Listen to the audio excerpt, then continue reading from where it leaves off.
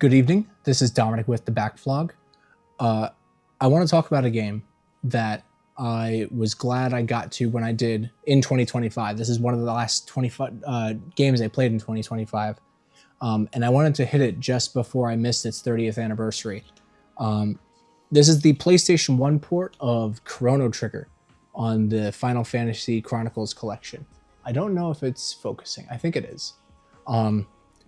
This game was really good. I can't say I love it as much as I was anticipating, and I can't say I love it as much as a lot of people do, but I do think it's still a really great game. And one of the reasons I was looking forward to it is just because of Akira Toriyama's work in here. His work is, pivotal to my love for anime and video games. Now, come to mention it, growing up with the Dragon Ball Z games and everything. Honestly, I feel like I grew up with the games more than I did with the show itself. But yeah, Toriyama's art is iconic, and we really lost a legend. I believe that was 2024 he died, and I'm glad I got to experience Chrono Trigger after all this time. It's really interesting because, like I said, it being one of the greatest, or I guess recognized as one of the greatest RPGs ever made, I had my expectations high. And I guess coming off of Clear Obscure Expedition 33, I was a little let down. But I did like this game still. The battle system is really interesting. It took a little while for me to get into, and I don't know if it's because I opted for ATB at the beginning, because I'm going to try to get back to Final Fantasy this year. And, the further into that series I go, I had to kind of get myself used to ATB again. But yeah, the battle system is interesting because, obviously you're choosing between your characters, and some turn-based RPGs, you make the one character go, and then you make the other character again, and then the other character go. But you actually have a choice to choose between the character, and the menus aren't the most intuitive. I wish you could organize some of your tech and magic, or I guess your techniques and your magic. And I don't know. I think the more I exposed myself to it and the more I familiarized myself with it, I did get more comfortable with it, but it was a little bit jarring right in the beginning. The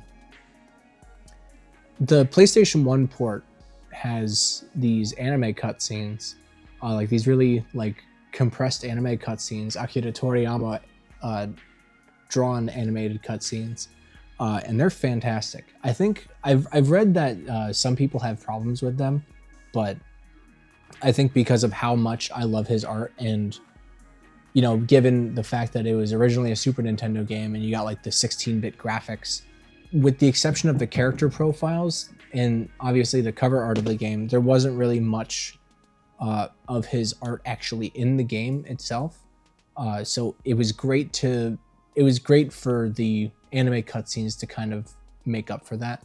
And they're fantastically animated. I really love, I am looking forward to playing more old school JRPGs that do have these animated cutscenes in them, just because I love that style. If you follow this channel, I love me the retro style, and especially the style of Akira Toriyama. The music in Chrono Trigger, though, even if the gameplay wasn't my favorite, the music in this is phenomenal. You have the just the ethereal and nostalgic sounding Super Nintendo music. It's stuff you can go to sleep to. It's so dreamy. But then you also have these tracks that are they've got a lot of attitude. Some of them are really similar to 70s prog rock. It's just it's kind of all over the place, and it really works. And a lot of these tunes just slap. I have here that the Reptile Layer song slaps. I don't even remember that one.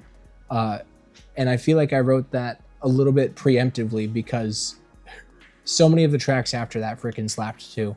The music in Chrono Trigger is so good. Like I could listen to that over and over again. So the tone of the Magus castle, I guess like 3/4 of the way through the game.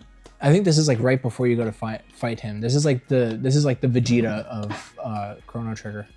The tone that it sets is so unnerving because like even in like the creepy parts of this game, like you just have like creepy music, but here it's just like silent.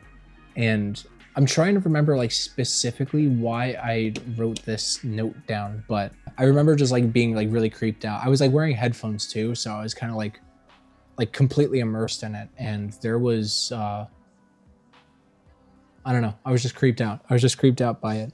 The PlayStation port of this game is the most accessible version of this game, because then you also have the Super Nintendo version, which is exceedingly rare and expensive, and the Nintendo DS version, which is fairly expensive. And the PS4 or the PS1 port also comes with Final Fantasy IV. So you're getting more bang for your buck, but the slowness of the PS1 port, it didn't really bother me, but I know it deterred a lot of people from this port of the game. But it's like opening up your inventory screen and the hiccups in between, you know, battling and just going back to exploring. It's kind of interesting how it's like riddled with those kind of like slowdowns. And I don't know if it's like a symptom of it being like a disc, like a CD-ROM, whereas the other two versions I mentioned are cartridges or what. But apparently like even emulating this game has that issue. I didn't really mind it though, like I said, because the game itself really did make up for it. There's a lot of like story like beats and surprises in here that really drew me in. And the first thing that really drew me in was the trial towards the beginning, whenever Chrono is accused of kidnapping, I think, the princess or something. And you're like in this trial, and it's really interesting because it's showing you the actions that you literally did. And I'm curious about like if I went back to it, if I did something different, how that would affect like those sections, because like it straight up like recorded the actions of the player. And had I known like things that I was doing was going to affect this future trial, I would have I feel like I would have done something differently. But yeah, I thought that was really interesting. It does an Expedition 33 thing where like, you know, you fight, or you think like the final boss is there, and it's not. Like the whole like last act of this game was a complete surprise to me. I'm not going to go into spoilers, but yeah, it's just insane. And this game is chock full of like several endings, depending on like when you go to fight the final boss, because you can fight the final boss at any time. And given the story elements going on at that point, I think it actually does affect, if you're successful, what ending like you end up getting. And I thought that was really interesting. I can see how this is as heavily lauded as it is, because my only frame of reference for JRPGs in this era so far are the first two Final Fantasy games, which came out before this one, and Earthbound, which I think came out a year after this one. So compared to the first two Final Fantasy games, this thing is epic. It spans generations. The freedom that you have is insane. And the battle system, I don't know if it's as intricate as like Final Fantasy 2, but there is a lot going on with it. And, you know, the story itself is like, it blows 1 and 2 out of the water. But if we're going to talk story, then you have, you know, Earthbound, and then you have the art direction of Earthbound, and the music of Earthbound, and the battle system of Earthbound. Just like everything about Earthbound, like kind of, for me, blows Chrono Trigger into the atmosphere. Actually, I believe Super Mario RPG came out the year Earthbound did as well, but Chrono Trigger, I would say I enjoy way more than Super Mario RPG. So I'll just leave that at that. But yeah, Chrono Trigger was great. I would like to play it again one of these days. Maybe try to get more of the endings in here. But I was expecting one of the greatest games ever made. What I got in return, because I had my expectations really high, was a really, really good game. And that's not a bad thing.